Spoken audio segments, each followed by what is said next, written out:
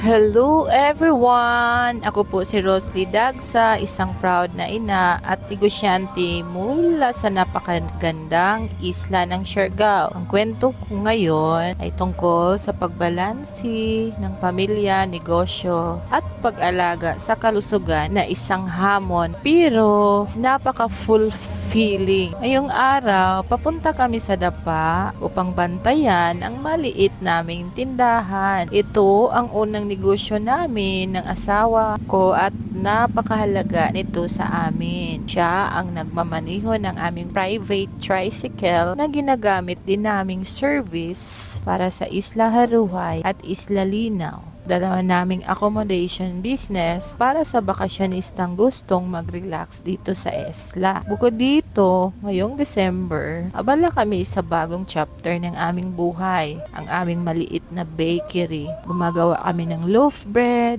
cake, at cookies para sa mga residente at turista. Masaya rin kami sa pagluluto para sa Sophie Siargao Catering, isang serbisyo para sa espesyal na okasyon. Pero bago ang lahat ng ito, inuuna namin ang pamilya. Ang mga bata ay pinapakain namin ng masustansyang pagkain para siguruhin malasog sila. Mahalaga sa amin ang kalusugan kaya bahagi na ng aming araw-araw ang pagpapainom ng kombucha probiotics drink sa pamilya. Ang inspiration ko dito ay dahil sa karanasan namin. Ang isa sa mga anak ko ay naging sakitin dati. Ngunit sa tulong ng probiotics, gumanda ang kanyang kalusugan. So family first talaga. Family first is always. Ito ang pundasyon ng lahat ng ginagawa namin. Kahit gaano ka busy, laging may oras para sa pamilya at sa pag-alaga ng kalusugan. Sa lahat ng mga nanay na tulad ko, keep going. Kaya natin yan. Sa mga bumibisita sa Siargao, huwag kalimutan. Subukan ang Isla Haruhay, Isla Linaw, Sophie Siargao Catering. Lagi kaming nandito para sa gawing espesyal ang inyong bakasyon.